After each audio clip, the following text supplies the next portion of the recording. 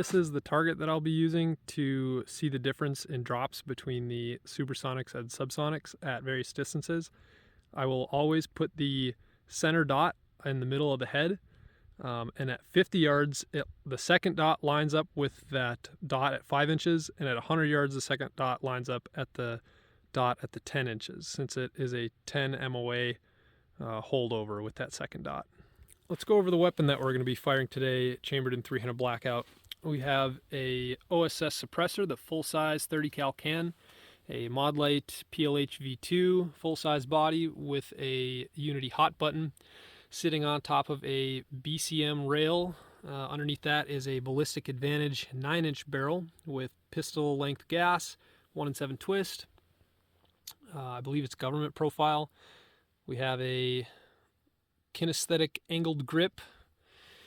The EoTech older model, the EXPS 3-2, sitting on top of a Unity riser. Behind that is a EoTech G33 magnifier 3x with a Unity flip to center mount. These are pretty cool because if you flip it down, you can see through it pretty easily and it doesn't hang off the side. Some no-name nickel boron bolt carrier group. I forget who makes it. The MOEK grip from Magpul. We have a mil-spec trigger, a bad lever, and a law folder. This one is also using a, I believe it's just a regular carbine size or weight buffer. The ammo I'll be using today for subsonics are some 180 grain soft point reloads. These are running at about 1,070 feet per second. And the Hornady 110 grain VMAX, these are going at about 2,180 feet per second. All right, I'm gonna make sure we're zeroed first. Turn the dot brightness down about as low as I can get it.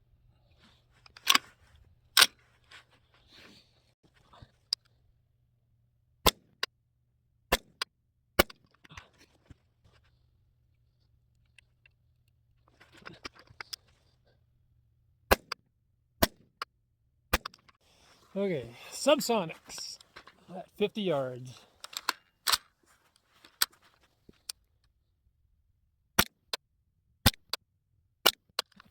This is where the subsonic impacted at 50 yards, so about 3 to 4 inches low. You could almost use that second dot as a 50-yard zero. Okay, we're at 25 yards. I'm just gonna knee to take these shots, just so it's at more of a flatter angle. We'll start with subsonics first. And then we have the supersonics. Here are our 25-yard results. The subsonics ended up here at about the 2-inch mark, and then the supersonics ended up at about the 1-inch mark. Okay, we're back at 100 yards, and we're gonna shoot the subsonics first.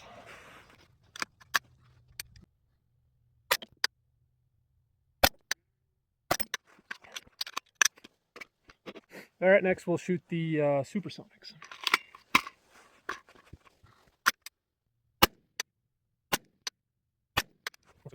Here are the results from 100 yards. We have the supersonics hitting at about 2 inches high and the subsonics hitting at about 12 inches low from that center dot.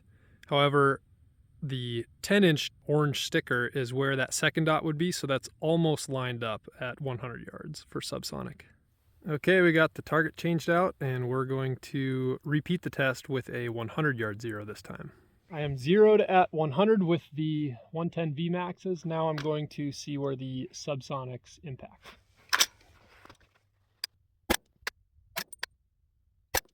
Okay, here's the 100-yard results. I zeroed the supersonics on another target, so it would obviously hit at 0, but the subsonics there are hitting just below 12. This is the 50-yard zero with subsonics.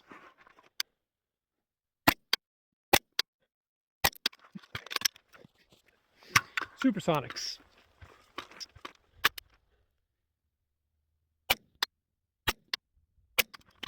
Here are the results for the 100-yard zero shot at 50 yards.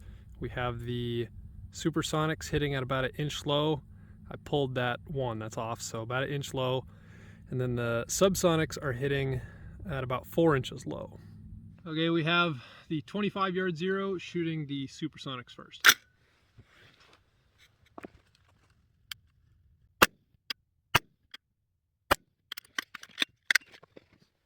They got the Subsonics.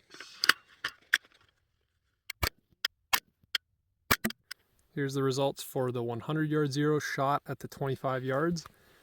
These three were here before, so that leaves us this group there. I forgot to check in between the supers and the subs, but needless to say, they're pretty close. They're at around the 1.5 inch, 2 inch mark. Okay, here are the final results on the differences between the 50-yard zero and the 100-yard zero. Again, for this test, I zeroed with the 110 VMAX, and I always aimed at that center of the head target. I didn't shoot the group on this target. I shot it on a different target just to kind of reduce clutter. They're not a whole lot different in the end. They should be pretty similar if you kind of offset it a little bit, since I just adjusted a few clicks for elevation. It's not a perfect test. This was a small sample size of 3 rounds per group, shot off a imperfect rest. So this is just to kind of give you a rough idea. The overall conclusion is, if you want a tighter group towards the center overall, maybe go with the 50-yard zero. If you want to never have to hold under a target, then maybe the 100-yard zero.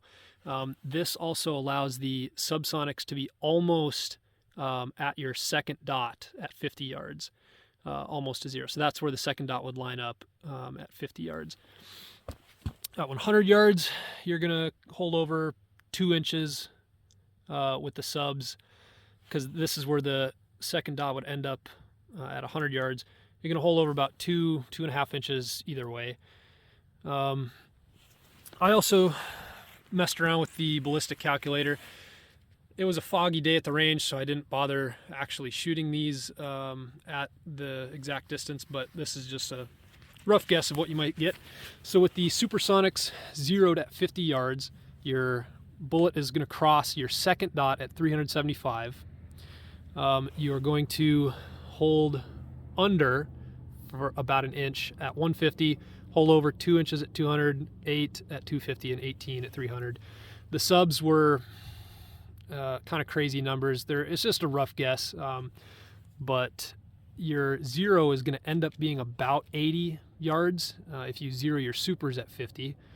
And then your holdovers at 100 yards are going to be about 2 inches, 2.5. And then 150 is 14 inches, 35 inches, so on and so forth. Pretty crazy. At 300, you're holding 9 feet over your target. Pretty similar numbers with the 100-yard zero. However, you are never holding under. At 150 yards, you're going to hold over 1.5 inches, 5, 12, 22. Your second dot ends up, your round ends up crossing your second dot at about 350 yards. Your subs, the zero is about 70, about 80. They were pretty similar. Similar numbers again. Pretty crazy holds if you're trying to shoot Subsonics out at 300 yards. So to answer the question, which zero is better? Really, it's up to you. They're both pretty similar, and whatever you like to use. I would personally choose the 50-yard zero. You have a less than 2 inch offset at 200 yards and in, and that's the distance you're really going to be using this kind of weapon anyways. So less to worry about. However, that's just my opinion, so if you guys agree or disagree, let me know, and thank you for watching.